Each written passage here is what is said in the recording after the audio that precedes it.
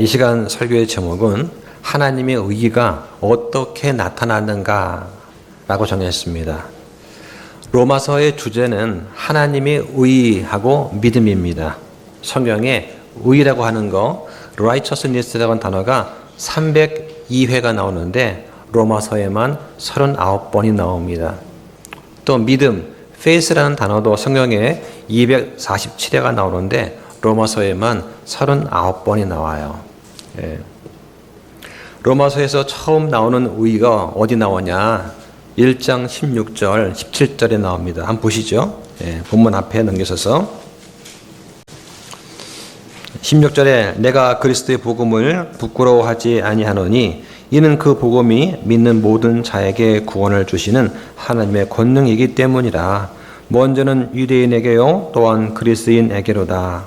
복음에는 하나님의 의의가 믿음에서 믿음까지 계시되어 있나니 이것은 기록된 바 의인은 믿음으로 살리라 함과 같으니라 고 합니다. 여기에 하나님의 의의가 나타나 있습니다. 이 의의가 계시되어 있다. 계시라고 하는 것은 하나님께서 보여주셔야지만 볼 수가 있는 거예요. 이 하나님의 의의가 로마서 1장부터 11장까지 논의가 되는 주요 주제입니다. 여기서 하나님의 의의가 뭐냐? 이 의의라고 하는 것은 크게 두 가지로 우리가 이해할 수가 있습니다. 한 가지는 하나님의 개인적인 의로움, 즉 그분의 정의, His justice라고 하는 거, 이 면에서 이해할 수가 있고, 또 한 가지는 하나님께서 사람을 의롭게 만드시는 체계, 즉 죄인을 용서하시는 그것을 말하고 있어요. 로마서에는 이 두 가지 개념이 다 나옵니다. 근데 특히 이 두 번째 개념이 아주 강조가 되고 있어요. 하나님께서 어떻게 죄인인 사람을 의롭다고 인정하시는가. 우리 구원받으면 의롭게 되는 것이 아니에요. 의롭다고 하나님께서 인정해 주시는 겁니다. 우리는 여전히 죄 가운데 있는 육신을 입고 있습니다. 하지만 하나님께서 예수 그리스도의 그 보혈의 공로로 인해서 우리를 보실 때 예수님의 피를 보시고 의롭다고 인정해 주시는 거예요. 그걸 잘 기억하셔야 됩니다.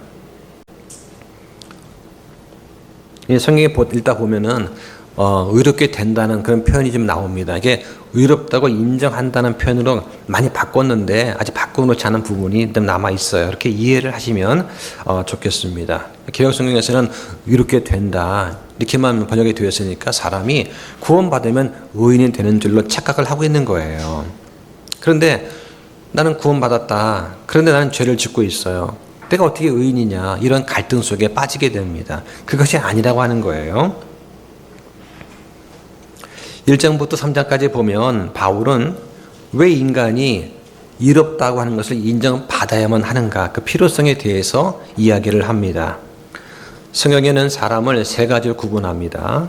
이방인, 유대인, 그리고 교회, 세 가지가 나와요.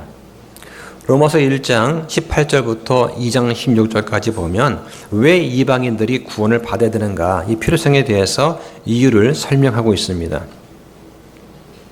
하나님을 알만한 것이 그들 속에, 즉 사람들의 양심 속에 보임에도 고의로 일부러 하나님을 영화롭게 하지 않는다. 감사하지도 않는다. 스스로 지혜 있다고 하지만 어리석게 되어서 하나님의 영광을 우상으로 바꾸었다 하는 것입니다.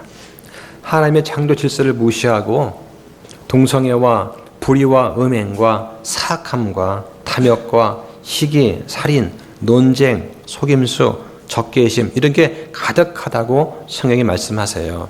이것이 예수 그리스도를 믿지 않는 이방인들이 갖고 있는 공통적인 그러한 죄성입니다. 이런 거는 하나님의 뜻에 위배되는 거예요. 그러면 창조주이신 하나님께서 심판하신다는 것은 너무나 당연한 것입니다. 그런데 이런 심판을 피할 수 있는 인간은 아무도 없다는 거예요.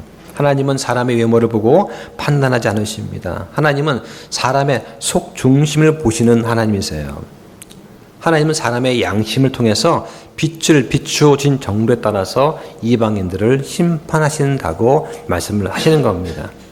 자, 그럼 유대인은 어떻습니까? 유대인들도 구원이 필요하다고 말씀을 하십니다. 로마서 2장 17절부터 3장 20절까지 말씀을 하세요.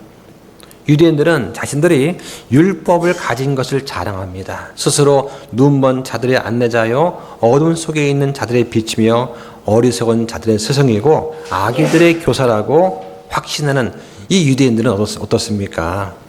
그들은 다른 사람을 가르친다고 하면서 정작 자기 자신은 가르치지 않는 사람들이었습니다. 말씀을 가르친다고 하면서 정작 자신들은 이 말씀대로 살아가지 않는 그런 유대인들을 보면서 하나님은 뭐라고 하시냐? 너희가 위선자다 라고 말씀을 하시는 거예요. 이것은 우리 그리스도인들도 마찬가지입니다. 나는 구원받았습니다. 내 안에 그리스도의 영이 있습니다 하면서 내 안에 새 사람이 살고 있습니다. 따라서 나는 죄를 짓지 않습니다. 나는 죄로부터 해방되었습니다. 나는 자유가 되었습니다. 라고 하면서 마음껏 죄를 저지르고 양심의 가책을 느끼지 못하는 그런 위선자의 모습이 혹시 나의 모습은 아닌가 한번 생각을 해보게 됩니다. 여러분 가운데 나는 아닙니다. 나는 그렇지 않습니다. 나는 위선자가 아닙니다. 라고 변명할 필요는 없습니다. 왜 그렇습니까? 하나님께서 다 알고 계세요. 하나님은 우리의 속 중심을 알고 계십니다. 다른 사람들은 모르겠지라고 하지만 그러면서 내 안에 다른 사람은 모르는 나만의 어떤 완벽한 그림을 그리고 있다라고 할지 모르지만 주님은 다 알고 계십니다. 그리고 허허하고 웃으시면서 징계하시거나 내버려 두시는 거예요. 그러므로 유대인이나 이방인이나 우리 그리스도인이나 심판을 피할 수는 없습니다. 차이가 있다면 뭐냐? 그리스도인은 예수 그리스도로 인해서 결코 지옥에는 가지 않습니다. 다만 보상에 큰 손실이 있다고 하는 것을 우리는 기억을 해야 됩니다. 그 일이 사실 그 마음속으로는 나를 높이려고 했던 일이라면 겉으로는 주를 위한다고 했던 그 일이 나중에 심판성 앞에서는 불에 타 없어질 것입니다. 우리한테 그리스도 영이 있다고 하는 거 이것이 면죄부가 되어서 마음껏 행동하는 핑계거리가 되면 안 됩니다. 그러면 주님께서 징계하신다고 분명히 말씀을 하시는 거예요. 저는 이런 것들을 가끔 이제 보게 됩니다. 어떤 형제가 한때는 무척 신실했는데 최근에 그렇지 못한 경우를 봐요. 그러면 안 된다고 충고를 하면은 듣지 않고 고집을 부리고 그런 형제가 있습니다. 근데 그 형제를 최근에 보면 영적으로 많이 어두워지고 침체되어 있는 모습을 보게 되는 거죠. 그렇게 하는 말씀을 어기고 두려워하지 않으면서 자기 이익을 추구하고 자기를 높이려고 한다면 그런 사람은 내가 구원받았다고 착각을 하고 있지는 않은가 한번 깊이 생각해 보아야 합니다. 심지어 유명한 설교자이고 목사이자 신학자였던 팀 켈러조차도 죽기 전에 구원에 대한 확신이 없었습니다. 그래서 동료 설교자한테 도움을 받아서 다시 복음을 듣고 회개했다는 그런 일화가 있어요. 그 사람은 그렇게 회개했다고 치고 그가 생전에 가르쳤던 많은 사람들한테는 어떻게 책임을 질 것인가? 그 사람은 창세기는 신화다. 성경은 6,000년 가지고 창조되도 하는데 그 말도 안 된다. 이렇게 하면서 유신론적 진화론을 주장했던 그 목사는 그의 가르침을 따른 많은 성도들한테 어떻게 책임을 질 것인가? 그 책임은 엄청 큰 거예요. 선생이라고 자처하고 많이 안다고 자부하는 사람일수록 자신을 잘 돌아보아야 됩니다. 정말 내 말과 행동이 주님 보시기에 합당한가? 칭찬받을 만한 일인가? 주변 사람한테 물어보아야 됩니다. 그런데 주변에서 나한테 예스만 하는 예스면 말고 나한테 싫은 소리를 할 수 있는 그런 객관적인 사람들의 말도 들어봐야 돼요. 이건 우리 모두한테 주시는 경고의 말씀입니다. 성경에 율법을 주신 목적이 뭐라고 말씀하시냐? 보시죠. 자, 로마서 3장 19절, 20절, 오늘 본문 앞에 있는 구절입니다.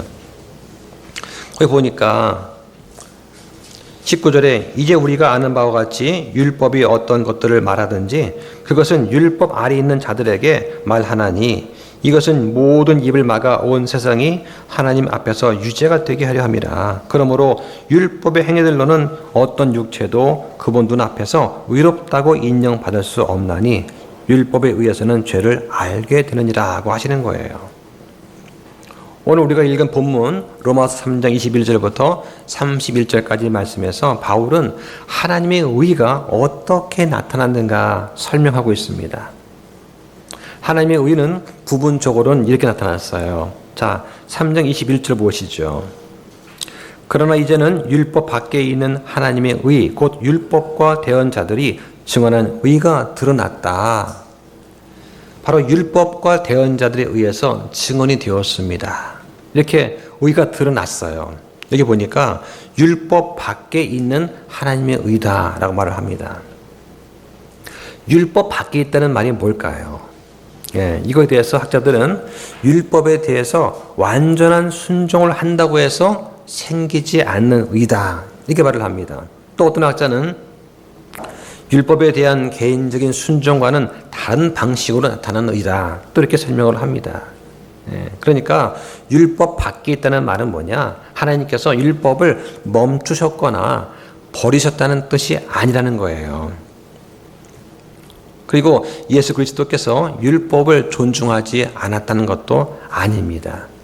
이사야서 42장 21절에 보면 이런 말씀이 있습니다. 주께서 자신의 의로 인해 매우 기뻐하심으로 율법을 크게 하며 그것을 존귀하게 하시리라고 하시는 거예요.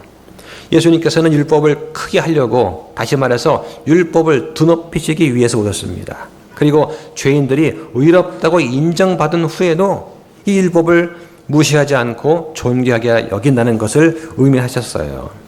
이게 바로 바울 사도가 말하려고 했던 것입니다.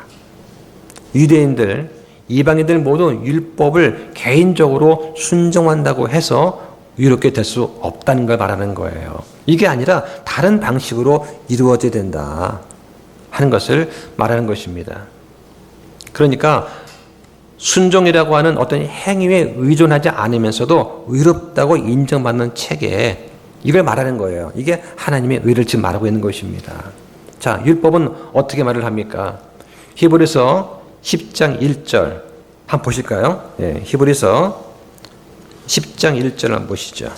짐승의 희생은 불완전하다, 이 얘기를 하는데 1절에 보니까 율법은, 즉 구약 성경이죠, 다가올 좋은 일들의 그림자는 가지고 있으나 그 일들의 형상 그 자체는 아니므로 그들이 해마다 계속해서 드린 그런 희생물들로는 거기로 오는 자들을 결코 완전하게 할 수 없느니라고 하세요. 그러니까 율법이 증언한 의는 뭐냐? 바로 그림자다, 또 형상들을 통해서 나타났다라고 하는 것입니다. 황소와 염소의 피를 흘리는 이 동물의 희생 가지고는 죄들을 한 번에 깨끗하게 하는 것이 불가능하다.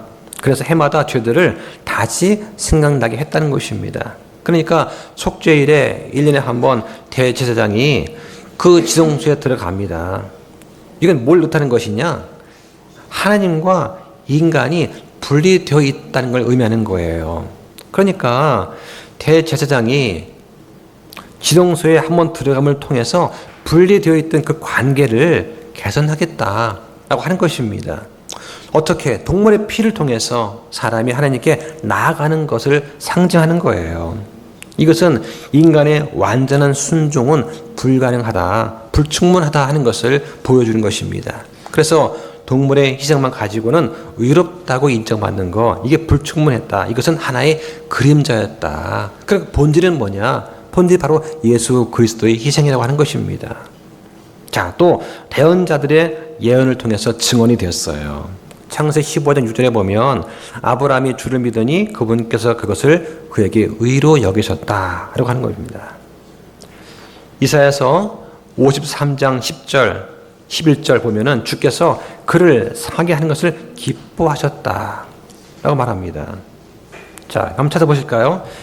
자, 거기 10절 11절 보면은 그러나 그를 상하게 하는 것이 주를 기쁘게 하였으므로 그분께서 그를 고통에 두셨으니 주께서 그의 혼을 죄로 인한 헌물로 삼으실 때에 그가 자기 씨를 보고 자기 날들을 길게 할 것이며 또 주의 기쁨이 그의 손에서 번창하리라.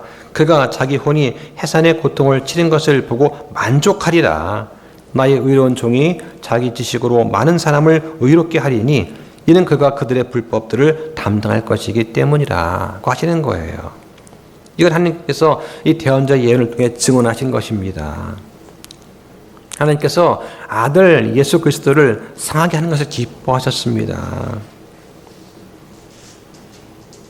그래야지만 많은 사람들이 의롭게 인정받는 일이 생기는 거예요.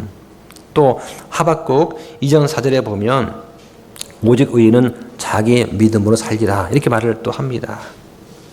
아브라함이 주를 믿으니까 그의 믿음이 의로 여겨졌어요. 고통받는 종 예수 그리스도께서 우리 불법들을 친히 담당하셨습니다. 또 의인은 자기 믿음으로 살아요. 이게 구약에서 의롭게 되는 방법이에요. 의인은 자기 믿음으로 산다. 이걸 통해서 하나님께서 사람을 궁극적으로 의롭다고 인정하시는 그 체계가 있다.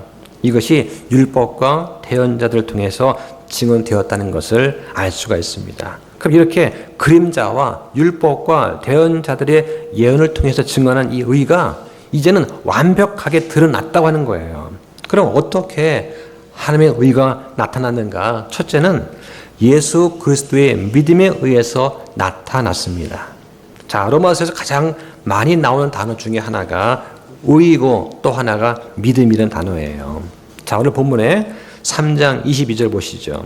하나님의 의가 드러났는데 이게 뭐냐? 그것은 예수 그리스도의 믿음에 의해 모든 자들에게 미치고 믿는 모든 자들 위에 임하는 하나님의 의니 이는 그 의에 차별이 없기 때문이라. 여기 보니까 예수 그리스도의 믿음이 나와요. 자, 영어 성경에 보면은 Faith of Jesus Christ라고 되어 있습니다. 이 전치사 of를 해석하기엔 참 어려운 단어예요. 이걸 번역하면 예수 그리스도를 믿는 믿음, 예수 그리스도에 대한 믿음, 예수 그리스도 안에 있는 믿음, 예수 그리스도의 믿음. 이렇게 여러 가지로 번역이 다 가능합니다. 자, 근데 한 가지 주의할 것은 뭐냐? 단순히 그냥 믿는 것이 아니라 우리 죄들을 위해 죽으신 예수 그리스도에 대한 그 믿음이 우리를 구원한다는 것을 기억을 하시는 게 중요한 거예요. 구약과 신약은 다릅니다.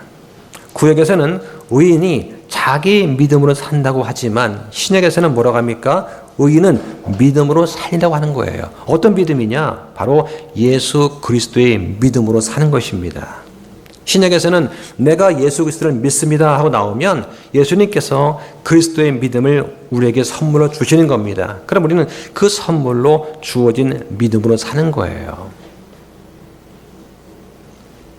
상황에 따라서 변하고 감정에 따라서 있다가 없어지는 그런 알량한 내 믿음이 아니라 변치 않는 그리스도 예수님의 믿음으로 우리가 살아간다는 것을 기억을 하셔야 됩니다.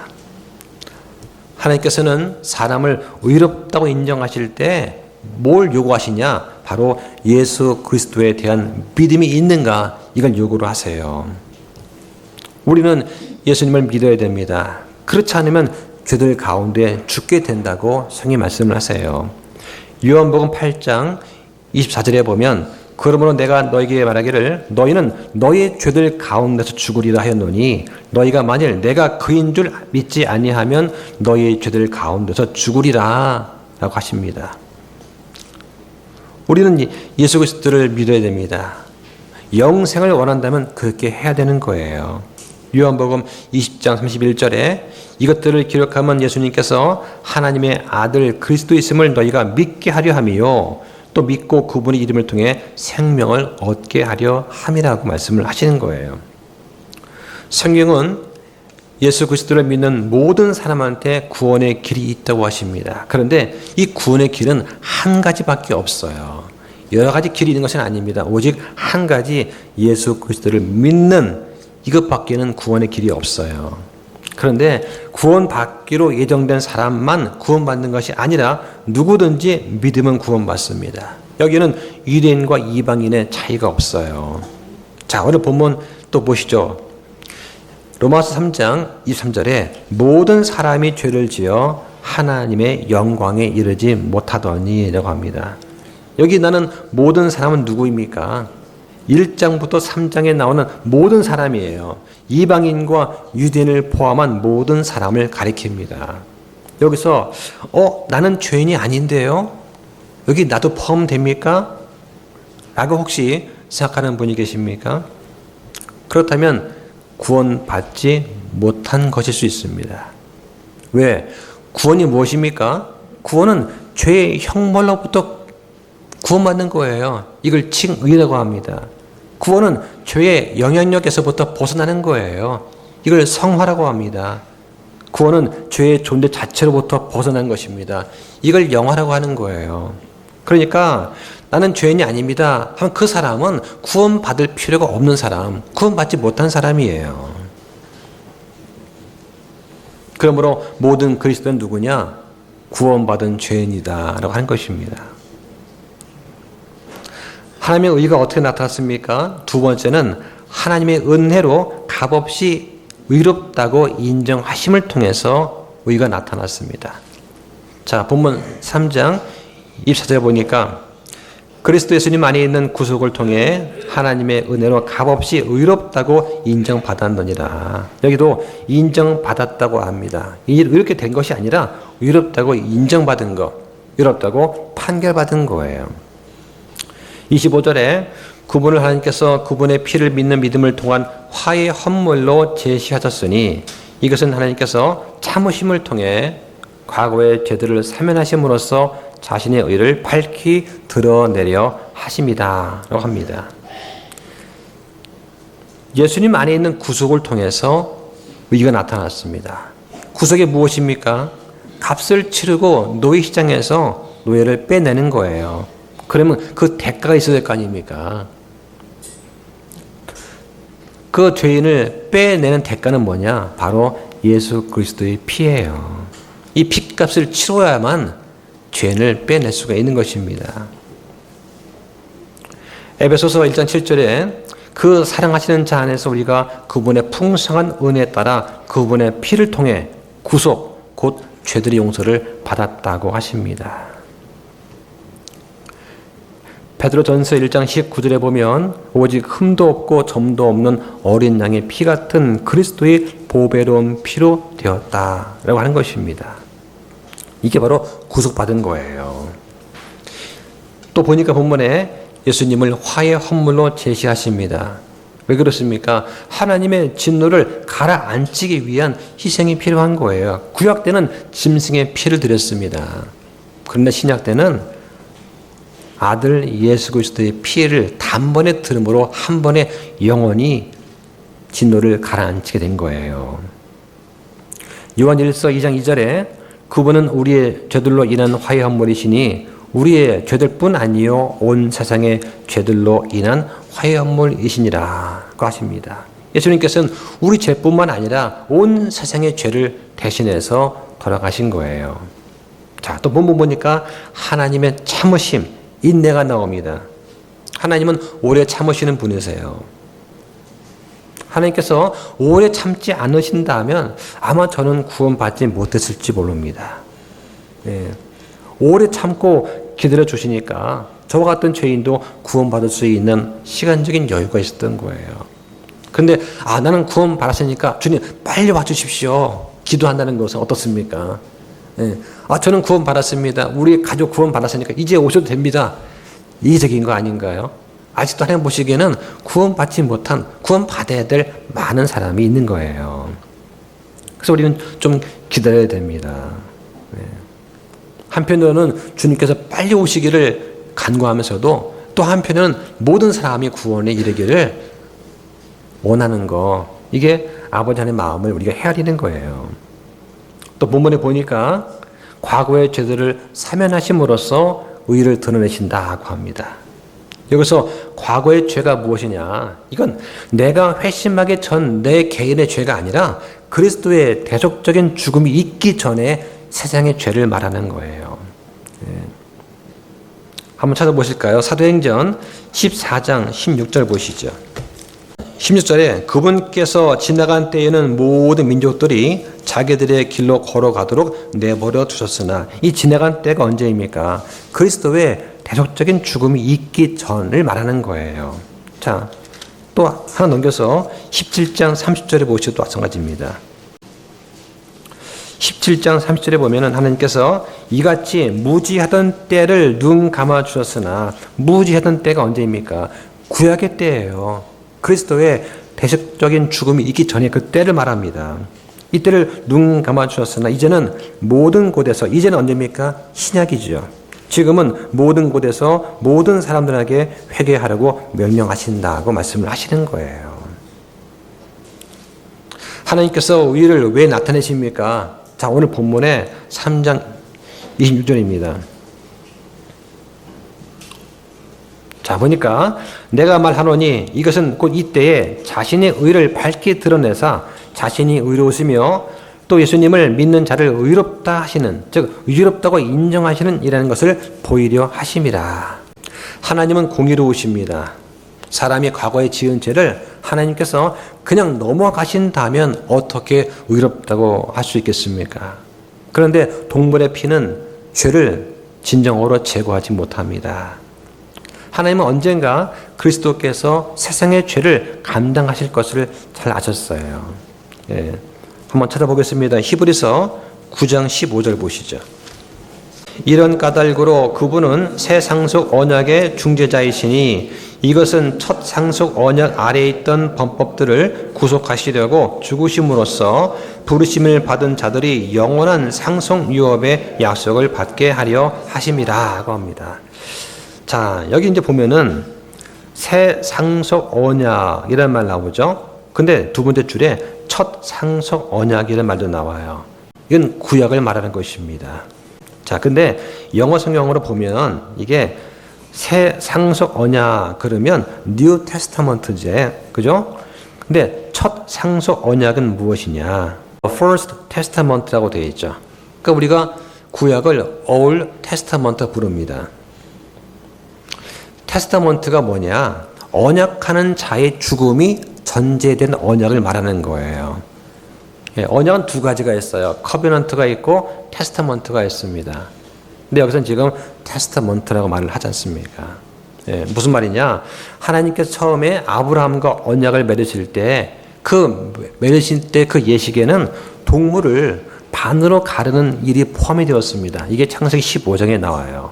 그러니까 언약의 당사자들이 이 둘로 갈라진 동물이 언약을 깨트린 사람의 운명을 상징하는 것이다 하는 것을 인정하는 표시예요. 그래서 그 사이를 걸어갔습니다. 그러니까 언약을 한 두 당사자가 만약에 언약을 어기게 되면 동물을 반으로 가른 것처럼 죽게 된다는 것을 말하는 거예요. 그런데 중요한 것은 하나님께서 이 갈라진 동물들 사이로 걸어가셨어요. 아브라함은 걷지 않았습니다. 사람은 이 언약을 지킬 만한 능력이 안 돼요. 하나님께서 친히 언약을 맺으시고 그 사이를 지나가신 거예요. 다시 말하면 하나님께서 결코 자신이 하신 약속을 깨뜨리지 않을 것이다 하는 것을 아브라함한테 확신을 주기 위한 것이었습니다. 이게 첫 상속 언약이에요.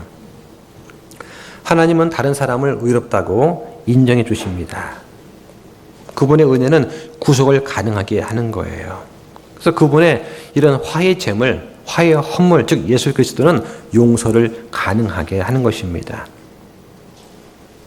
그리고 이 의롭다고 인정하는 거, 이건 누구를 위한 것이냐? 오직 예수님에 대한 믿음을 가진 사람들을 위한 것이다 하는 것이 26절의 말씀의 내용입니다. 자, 또 하나님의 의가 어떻게 나타났는가? 세 번째는 인간의 자랑을 제거함을 통해 나타났습니다. 자, 또 본문 보시죠. 3장 27절에 자, 그러면 자랑할 것이 어디 있느냐? 그것은 배제되었느니라. 무슨 법으로냐? 행위의 법으로냐? 아니라 오직 믿음의 법으로니라.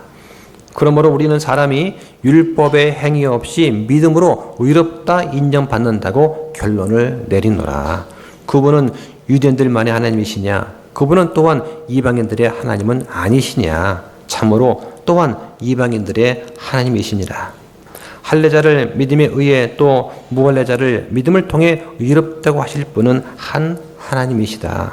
자, 여기 보니까 30절에 믿음으로 할례자를 의롭다고 인정하시고 또 믿음을 통해서 무할례자도 의롭다고 인정하실 분이 있는데 오직 한 하나님, 유일하신 하나님이시다.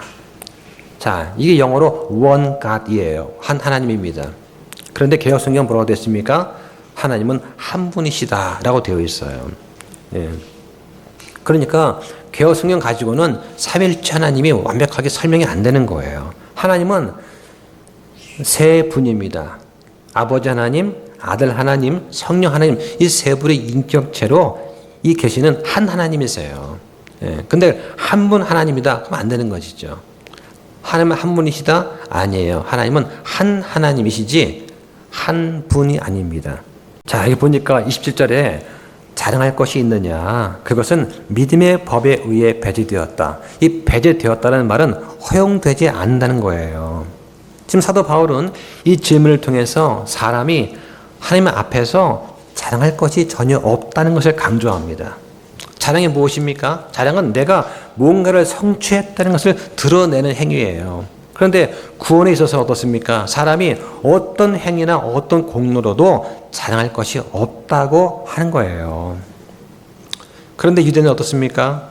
자신들이 말씀을 받았다는 것을 자랑했습니다. 선택받은 민족인 것을 자랑했어요. 율법과 장로들의 전통, 이 유전을 지키려고 죽을 힘을 다해서 노력했습니다. 또 이걸 자랑했어요. 예. 그런데 율법의 형식만을 강조하다 보니까 그 본질인 내용, 율법의 핵심 내용, 사랑하는 것은 무시한 거예요. 말씀을 지킨다고 하면서 정작 하나님을 사랑하고 이웃 사랑하는 거, 이건 등한시했습니다. 바울도 역시 한때 자신을 자랑했습니다. 나는 바리새인이요, 나는 사울 왕을 배출시킨 베냐민 지파의 사람이요, 나는 히브리인 중에 히브리인이요, 이를 자랑했어요. 성경은 그러나 오직 믿음으로 구원받는다고 말을 합니다. 그러므로 사람은 내가 하는 일에 대해서 아무도 자랑할 수가 없습니다. 우리는 어떻게 말을 해야 되냐? 한번 찾아보시죠. 누가복음 17장 10절 보시죠. 그런즉 이와 같이 너희도 명령받은 그 모든 일들을 한 뒤에 이르기를 우리는 무익한 종이니이다. 마땅히 해야 할 우리 의무인 그것을 우리가 하였나이다 하라 하시니라. 우리는 마땅히 해야 될 일을 하는 청지기입니다. 우리는 자랑할 것이 아무것도 없어요. 오직 자랑할 것은 예수 그리스도를 자랑해야 됩니다. 믿음이 요구된다는 거, 이것은 행위로는 구원받을 수 없다는 걸 암시하는 거예요. 그러니까 믿음의 법은 뭐냐? 다른 말로 복음이에요. 예, 그러니까 복음으로 이해할 수 있습니다. 그러려면 그리스도의 희생이 필요하다는 것입니다. 그러니까 나한테 자랑할 게 있느냐? 어떤 율법의 행위나 경험이나 선한 행위나 혈통이나 종교적인 직분, 이런 것들은 믿음의 법, 즉 복음이 들어온 순간 다 배제된다. 쓸모없다는 것입니다. 오직 믿음을 통해서만 구원을 얻는다는 거예요. 따라서 믿음의 시작이 뭐냐? 내가 정말 정죄와 진노를 받아서 마땅한 죄인이라고 하는 것을 인정하는 거, 이때 믿음이 시작이 되는 거예요. 내가 죄인인 걸 깨닫지 못하고 인정 못하면 구원받을 방법이 없어요. 31절에 믿음은 율법을 굳게 세운다 말을 합니다. 31절 보니까 그러면 우리가 믿음을 통해 율법을 헛되게 만드느냐? 결코 그럴 수 없느니라. 참으로 우리가 율법을 굳게 세운다. 이 말은 믿음으로 율법에 민감해진다는 거예요. 그러니까 믿음으로 의롭다고 인정된다고 해서 순종하는 일이 필요가 없느냐? 그럼 그렇지 않습니다. 예. 히브리서 5장 8절 9절에 보면 아들 예수 그리스도일지라도 친히 고난 받으신 일들로 아마 순종하기를 배우셨다라고 되어 있습니다. 예수님도 순종하셨습니다. 우리한테 순종하는 본을 보이신 거예요. 구약의 모세율법이든 신약의 그리스도의 뜻이든 하나님께서는 순종을 요구하십니다. 성경에 뭐라고 되어 있습니까? 무엇이든지 내가 너에게 명령한 모든 것을 그들에게 가르쳐 지키게 하라고 합니다. 또 디도서에서는 우리를 가르치시되 세상에서 맑은 정신을 가지고 의롭게 하나님의 뜻대로 살라고 말씀을 하시는 거예요. 이런 순종을 요구하십니다. 그래서 참으로 우리가 율법을 굳게 세운다. 이 말은 앞에 21절에 있는 말씀처럼 율법 밖에 있는 하나님의 의가 드러났다는 그 말씀과 연관시켜 보면 하나님께서는 결코 율법을 멈추거나 버리지 않으셨다. 오히려 예수님께서 율법을 크게 하셨다. 율법을 드높이려고 오셨다고 하는 겁니다. 그러니까 죄인들이 의롭다고 인정받은 뒤에도 율법을 무시하지 말고 존귀하게 여겨라고 하는 거예요. 그럼 하나님께서 사람을 의롭다고 인정하시는 방법은 어떤 거냐? 사람이 순종하는 믿음을 가지고 내가 한 행위를 자랑하는 것을 배제하면서 나는 무익한 종입니다. 그저 내가 해야 될 내 임무를 했을 뿐입니다. 이런 고백을 하면서 주님께서 요구하시는 거룩한 삶을 사는 거, 이게 바로 중요한 거예요. 우리는 자랑할 필요가 없습니다. 왜?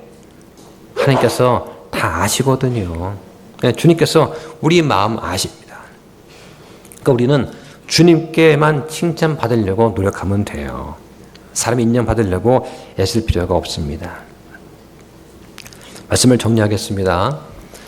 많은 유대인들이 범한 실수가 있습니다. 할례와 안식일을 지키고 동물을 희생물로 바치면서 율법이 그들이 필요로 한 전부다라고 믿은 거예요. 잘못된 것입니다. 하나님께서 의롭게 여겨주심에 대한 증언한 거, 율법과 대언자들 무시했습니다. 이건 잘못한 거예요. 또 오늘날 많은 믿는 자들이 범하는 실수가 있습니다. 믿음만으로 구원받습니다. 그건 맞아요. 맞는데 믿음만 있으면 됐지 순종하는 필요가 없다라고 생각하는 거, 이건 잘못된 생각입니다. 성경은 그렇게 말씀하지 않습니다. 믿으면 반드시 성령을 통한 믿음의 열매가 드러나야 된다라고 말씀을 하시는 거예요. 근데 문제가 무엇입니까? 사람들이 믿고 난 다음에 머리로만 믿어요. 지식으로만 믿습니다.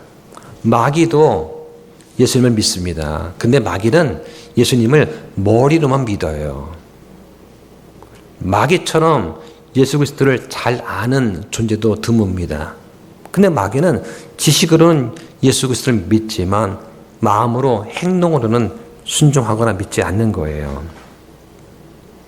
우리가 믿는다고 하면서 그 믿음을 행위로 드러내지 않을 때 문제가 됩니다. 그러니까 구원하는 믿음은 어떤 믿음이냐? 순종하는 믿음이다 라고 하는 것입니다.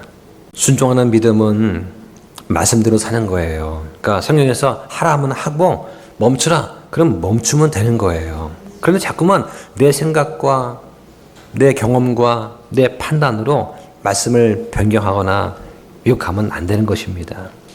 길을 가다가 어려운 사람 나타나면 좀 차비 좀 달라고 하면 나한테 그럴 능력이 있으면 베풀면 되는 거예요. 거기다가 무슨 여러 가지 변명이나 오해할 필요 없습니다. 저 사람이 혹시 돈을 타내려고 하는 거 아닌가 의심할 필요가 없어요. 그냥 순수하게 내가 능력이 되면 도와주면 되는 것입니다.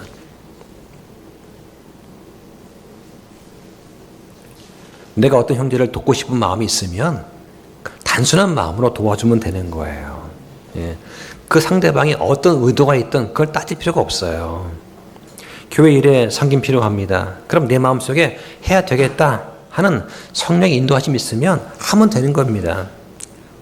내 마음속에서 성령님은 하라고 하시는데 내가 핑계를 대고 안 하게 되면 이것은 성령을 억누르는 거예요. 이게 성령을 쉽게 만드는 겁니다.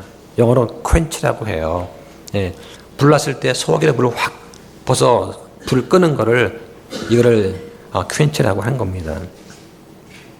누구나 마음에 있는 것을 말로 드러냅니다. 우리가 하는 말과 이 행동으로 우리 안에 있는 그리스도를 드러낼 수도 있고 우리 안에 있는 옛사람 모습을 드러낼 수 있습니다. 말을 하면서 시기와 질투와 분냄과 거짓 비방과 남을 깎아내리고 나를 높이는 말을 계속하면 이건 믿음의 행위가 아닙니다. 그런 일을 하면서 우리는 결코 예수님 믿으라고 전도할 수가 없어요. 이건 성령 충만이 아니라 마귀의 영에 잡힌 것입니다. 믿는 그리스도인이라도 마귀의 영향을 받을 수가 있습니다. 마귀에 들린 것과 마귀의 영향받는 건 다른 거예요. 그리스도인, 즉 그리스도의 영에 거하는 사람은 결코 마귀에 들지 않습니다. 성령님께서 우리 안에 내주하시기 때문에 결코 마귀가 들어올 수가 없습니다. 그런데 우리가 육신을 입고 살기 때문에 우리가 마귀의 영향을 받을 수는 있어요. 목사도 예외가 아닙니다. 따라서 우리가 건전한 교리로 가르치고 권면과 책망을 통해서 바르게 인도할 필요가 있는 것입니다. 자, 오늘 말씀에서 하나님의 의가 어떻게 나타나는가, 이걸 통해서 우리가 예수님에 대한 믿음, 예수 그리스도의 믿음이 우리로 하여금 그분 말씀에 순종하도록 이끌어 주시는 것을 우리는 알게 됩니다. 순종이 무엇입니까? 이 순종은 우리가 구원을 얻거나 받을 자격이 되는 것이 아니에요. 오히려 화의 제물로 예수님을 주신 그 하나님의 은혜를 인정하고 받아들이는 것, 이게 순종의 시작인 것입니다. 자, 마지막으로 한 말씀만 찾아보겠습니다. 자, 마태복음 16장 15절 한번 보시죠.